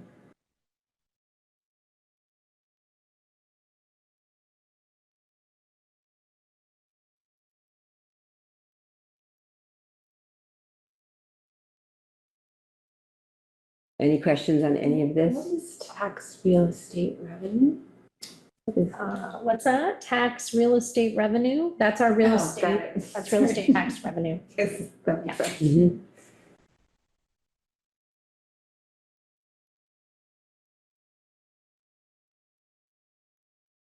Why is the GSET indirect, why is there nothing for transfer GSET We indirect? don't get indirects. We're not getting indirects right now from GSAP. Okay, Not getting any money. I mean, they're paying their retirement assessment, Okay. but we're not getting any indirects okay, or directs. all right. Does anybody have any questions on that? Do you remember how hard we were looking at this I prior? remember. I'm just saying, I think it's Hang out. sort of like the wrap up at the end of the ball game is actually kind of important for next I agree year. 100%. So I know it's late, but I just thought it was important because we didn't actually look at that. Mhm. And we were up on building inspection fees, which would, isn't that correct? We're up on building inspection Yep. fees, which would lead me to the next thing. Inspection fees, I was trying to find Right. that. Where's that? Okay. What was that tear on the interest general fund? That was a Yeah, that was great. uber hike. Yeah. It's like 1,100%. Yeah, building permits, Mhm. so quite a bit, yep. Yes, Yep. and so the next topic on the agenda is the update on the tax recap. Yep. Cherry sheets and new growth. So has the new growth, is that matching that? Well, the new growth came in this year a little bit higher than last year. We were at 406 last year. And we came in just above that this year, a little bit above that. I think it was like 412. Okay. So a little bit, so that's, I like to see it in that. I'd like to see in that range consistently, but over the last decade, we've had years where it's dipped down into like the 200s. Okay. So I think 400's a good, for new growth is good. I mean, our rate dropped down last year too, so it's based on last year's rate. So that's another reason why it's a little bit lower value-wise, dollar-wise. Okay. When you say new growth, what does that mean? So new growth is anything above and beyond what we, like, so for new value. So every year we can go, buildings, right? Okay. Buildings, property value, yeah. And personal property. It can be personal property. Personal property is how a lot of municipalities gain a lot of their new growth. And it's a great thing to add to the levy because you add it, it doesn't go away. Okay, so it's new growth, property taxes? Yes. Like a new building or an Yeah. addition to a building. Okay, so the property taxes on new buildings equals new growth, and that is, It goes We like into to your see it. base, like it adds into your base. and you like to see that around 400. I think Greenfield should be Yeah. consistently between 350 and 400, especially when you just drive around Right. Greenfield right now, you can see Yeah. the amount of growth we've had. There have been years when it's dropped, but there's been years when it's been quite higher too. When if you have like a big development, you might see a big spike. But I think in general, we should be around 350, 400. Okay. I think, just in terms of the magnitude of our tax base. Okay, great. And then back to GSET, the indirect costs, or could you go back? I just want to make sure I'm understanding that. So for all of our enterprises, which are water, sewer, and GSAT, normally the city charges what we call, we've always been calling them indirect costs, but in my mind, we have direct costs and we have indirect costs. The indirect costs are money that is for the treasurer collector, the mayor, myself, like the administration, the overhead. So the overhead of the administration, those are indirect costs. We're not collecting that, but we are in water sewer. We're not in GSAT. Okay. The direct costs are actual costs we're incurring, which include health insurance, life insurance. We're also not collecting those costs from GSAT. So the city is paying those costs. And is there an anticipated date? And I imagine I'm going to be asking you a lot of the same questions throughout the next year as I learn this stuff. So thank you for your patience. Sure. And was there an anticipated date for recovery of cost when GSET started? And is there an anticipated date at this point? I think that there was initially a full intent to pay direct and indirect costs. I think that a few things happened in the inception of GSET that was back, further back in the, further administrations back.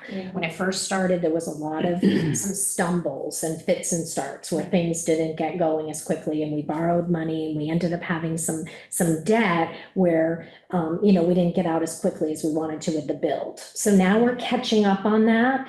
And then last year, the intention was for them to start paying those costs. And then there was an issue with the bonding. So they ended up doing a borrowing. And when we did it, we put it into our bonding structure, and we basically put it kind of wasn't what they anticipated. We ended up having to do a ban for them. And then they had payments that were had to be made, and they weren't really anticipating them. So we agreed that we'd give them some time to kind of figure that out and to build a little cushion. So this year they did have retained earnings at about $40,000. As the auditor said, last year they had a negative balance, which we covered to the tune of $310,000. So this year they have $42,000 to the credit. And I do know, I mean, I'll just tell you to be transparent, because John's already approached me, they have a need to use some of that money. So we wanna really kind of look at that and see. But it's tough, because it's basically like, kind of a startup, they're doing a startup. And then, there's a lot of investment that's needed when you don't necessarily have the revenues coming in at the beginning. So the idea was that it would take, at least 5 to 7 years, just like generally a business or a startup takes, to be profitable or to be more, fluid. Okay, Thank you. Yeah. All right, this was all on your agenda. Do we have any more questions? Or Diana, would you have anything else that you wanted to explain on the recap cherry sheets, new growth, or updates regarding the fiscal year 2024 budget? I did not. I only noticed that on your agenda, you also, under your motions, you have a couple, the last one specifically is only gonna be one reading, it's not gonna need a second reading, and that's raise the COLA base for the retirees. So I didn't know if you wanted to just ask any questions about that, or if you wanted me to just address that, since the presumption is you'd be voting on that tomorrow night. Why don't you speak on that? That would be lovely. So I assume tomorrow night I don't know if the retirement administrator will be there or anybody from the retirees, but basically it's a pretty simple issue, or I guess not issue, but an ask, is that they had an actuary done. So just like with our OPEB, with our retirement system, every 2 years, we're required to have an actuarial study done, which basically reassesses the funding formula and the funding schedule. So every year we put money in our assessments, and we also get money in interest in our, basically in our pension funds. So we've had a very, very positive and successful investment period in the last couple of years. So we've gotten a lot of interest. So all of that interest is helping to reduce the funding schedule, shorten it. So we were supposed to be fully funded originally in 2036. Now we're down to 2035. They asked to have some of that benefit given back to the retirees. So one of the ways that they can do that is they can raise the base. So the retirement systems generally have a base of about $12,000, meaning when you get your retirement COLA, your cost of living, you only get it on that base. So even if you make like 60 grand a year, you only get your cost of living on the 12,000. So it's really not a huge amount of money that you get annually in your as a retiree. It's really not a COLA. Yeah, it's a COLA, but it's based on, a small, and, the retirees make a gamut of money. So I don't, but I'm just saying in general, it's only based on, the COLA is based on that small amount. It's currently I think in 2012, I think, so about 10 years ago, they raised the base from 12 to 14. Now they would like to raise it from 14 to 16. So, and I'm supporting of that. They originally had voted or had discussion about raising it to 18. And I actually went to their meeting and asked if they would consider, coming down. 18 would be putting them at the top of most retirement systems as far as the base. Further, we're not a regional system. We're not a county system. A lot of systems are county systems. So they have like 20 towns. We just have us and a few other, agencies. And it was going to, with that, it would have made the funding schedule go back to 36, which I thought was, even though it was still within the funding, because they have to be funded by 40, when I talked to, myself and I talked to the mayor, and we felt that was kind of shooting a little high. So we did go back to the retirees and they agreed to vote just the 2,000. So we think that that's reasonable. We'll still be funded in 2035. And then that money will go to OPEB. But we'd already had that plan in place too. So we really don't want to extend the pension, funding schedule at all. So, and I think it's a fantastic, benefit that we can actually reduce the funding schedule and give the retirees a little bit of money. It's a small amount if you think about, that base, but it's something. And for the benefit of everyone, can you say who's on our retirement board? Who's on our retirement board? Let's see. I think Angelica is our accountant. She's an ex officio member. There's a gentleman, Bill. He's the chair. I don't know their last name's Marianne. I don't. There's a group of people that are current retirees. Kyle Phelps. Okay. Is on. Yep. And I think one more person, but it's listed on the website. Okay. Thank you. Yeah, there's a retirement board that makes these votes. And they have to vote as well, which they did. So they voted and asked now for the city council to consider this base increase. Thank you. Okay, thank you. Anything else? I do have a couple of questions. Go ahead. But I'm curious how many retirees are in our system? I just had that. I think it's like 300 or so. I think Sherry just sent me that. Let me see if I can find that information. I have it somewhere, but.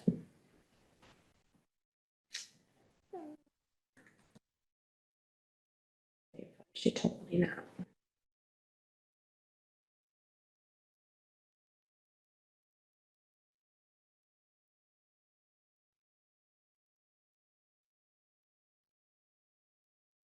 I don't know. I'll have to look for that, Catherine. I don't have it Totally. here. That's fine. And you said it'll be fully funded by 2035. What does that mean? Like, that all the current retirees, their pensions will be paid? Correct. So basically, I mean, it's a moving target. It's always a Yeah. moving target because you're always going to have people coming and going. But generally what it means is that all the funding necessary, so basically all the retirement systems in Massachusetts have to be fully funded by 2040. It's a requirement of PARAC, which is the state agency that manages the retirement systems. Okay. So every retirement system in Massachusetts has to be fully funded by 2040. So it's basically saying that when you get to that point, you have all of the money available. The assessments we pay right now, we wouldn't have to pay those anymore because they would have all the money they need in their accounts from our assessments and the investments at that point to pay the retirements for all of the people in the system. Okay. Again, based on their projections and assumptions. Okay. So that could change, every year, every couple of years, we're going to get a new study, but that's basically by 2036 or 2035, they're saying we'll have the full amount that we'll need for all the retirees to pay their pensions. And is that the current retirees or is that the projected retirees in 2035? It should be the the actuary. I mean, it'll be based on whatever projections they're making as they go along. So it's assumptions. It's like how many people we have currently employed, their ages, how many people will get fully vested, how many people will actually make it to retirement. There's all of those factors are considered in the actuaries. Okay, so we can increase the amount and still be fully funded by the date that before we were planning on. Things could change. We could there could be a downturn in the economy and we could lose money and we could have to come back and extend the funding period and add more money. I mean, things could change. Okay. So right now we're in a positive, movement, but yeah. And does this have an impact on the taxpayers? Just in terms of our assessments, so we also have a guarantee from the pension system of how much our annual pension amount will be. It's only supposed to go up I think 7% a year or something like that. So it's in our operating budget. So we're paying as you go right now, in a sense. We're paying those assessments every year. So it does have an impact on the tax. We won't have to after that threshold is met. That's right. We won't be paying for the pension, but we'll still be paying for other post-employment benefits, which is what those folks were talking about, our other liability, which is health insurance and life insurance for retirees. Okay. And we have a schedule that's a fairly hefty schedule that's in the part of our operating Correct. every year. And Right. it's in the, like 5.5 million. Isn't that right? No, it's. The contributory retirement. 3 million or so, it's something, yeah, it's like, I mean, I can't remember the. We have been given at different times, I know I have it at home somewhere, what we are paying into that every year, and it was escalating. And now we're doing better with it because we've been paying into it, but some cities and towns weren't. Right, and actually, the city also, I think Liz was a proponent of this when there was some years when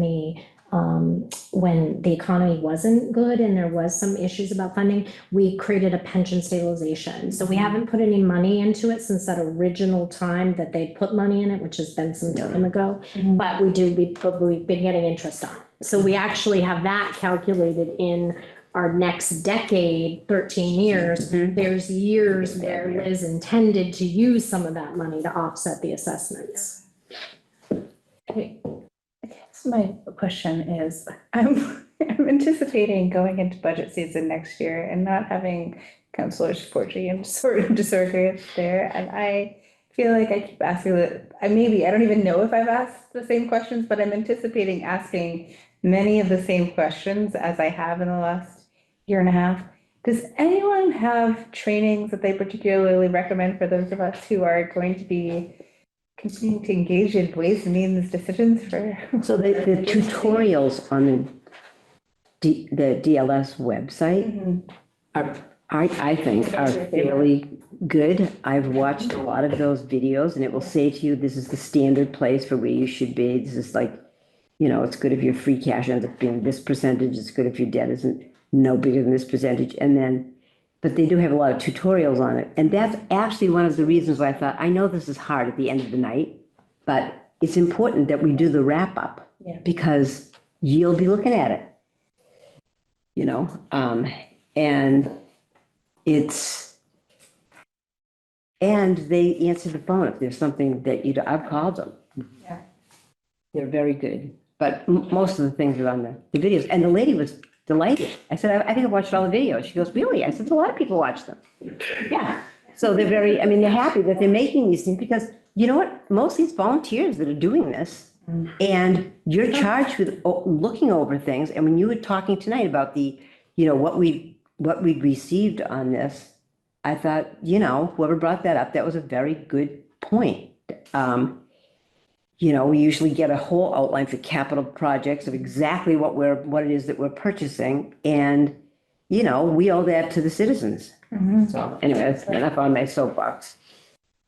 Thank you. I think it's good that you asked all those questions and you can take that home and have at it.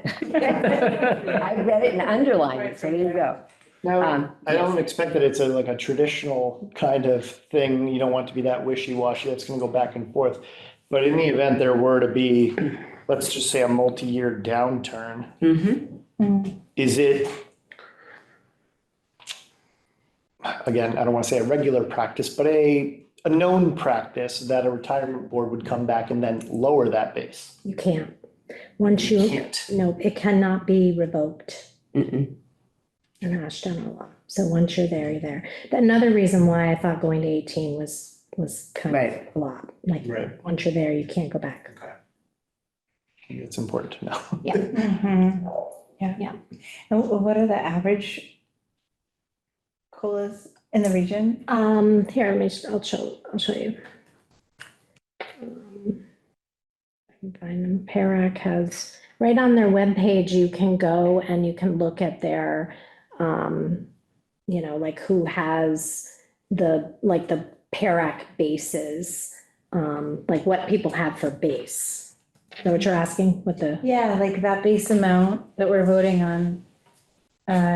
what is normal in this area?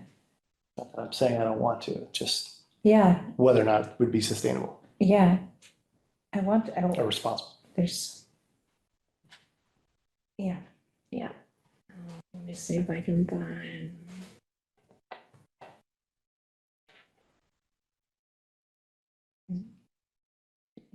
This has to share my. Council 4G has her hand up. Thank you. Sorry, Just a Chris. suggestion. That's okay. Just a suggestion for everybody that's currently serving and for new folks that are coming on board for next year. The MMA, the Mass Municipal Association, holds a conference in January. I've been to many of them. They are they are worth your time. They are very informative, and they will take, like, the mayors will get together, and then all the people that are on board of, the select boards and stuff will get together. All councils will get together. So they will have pertinent information for your area of government. And I would urge everybody, the city will pay for you to go and take advantage of this. And you just check the schedule, register. You can make it a 1 day, a 2 day, or 3 days pushing it, but you can do it overnight. And it's at the Marriott or the Hilton or whatever it is in downtown Boston. But it's really worth it, and it's good for networking. And you will see a lot of your fellow counselors and everything from this area there. So I would encourage you to go ahead and do that. And I think what Ginny was mentioning was the tutorials and stuff that they have are excellent. They're excellent as well. And There's just also, inform yourself. I can send you this next year, but there's also a new official forum that you can go to. It's just a 1 day, but it kind of touches on like a lot of things that are really good for new, like, new elected or appointed officials in terms of. So this is where, God, you found something on the Massachusetts website. yeah, so Why did this you do is that? where you go, this is the CARE Act website. So this is where I did go and find, where the bases are. So you can see on average when the fiscal years, when these people, when they establish their base, but you can see on average they're 14, 15, 13, so I did a summary of them and figured out like 18 is like the top. And if you look at, who they are and go look at those municipalities or those counties, they're wealthier, I would say, or they're just Dedham's 15. larger county or have more more towns in them. And so Greenfield is down there now. You can see in 2012, we went from our base of 12, which is everybody's, to 14. And so I think if we go to 16, we're in good company. We're still in there, but going to 18, we would be one of the higher systems. So. And then if you click on any of these, I'm pretty sure these are all links that'll like take you to their board, to their retirement board, information if you want more. So it takes you and tells you like, this is ours. So it tells you all the local options that we've adopted and what we haven't. What is the website? This is under mass.gov. And it's PARAC. Public Employee Retirement Administration. Okay. It's up there. Oh, it doesn't say PARAC up there, but that's where. It's got the acronym right there, like Yeah. ERAC education. Cool. Yeah. I just can't believe you found something on that. I'm like engrossed in mass.gov all the time, and anytime I search for something, it never gets me. I know. It's a lot of times I see stuff and then I can never find it again. That drives me nuts. I think my whole page is hard. It's when But when I can find it again, it's. Good job. Exciting. Yeah. So there's that. That's great. All right. All right. Anything else? We're not voting on this today? This was just under discussion. This was. Yes. Motion. And so when? That's a good point. Are you? Well, we did not, well, Councilor 4G suggested that we were waiting on everything, so I took that to mean that we were waiting on everything.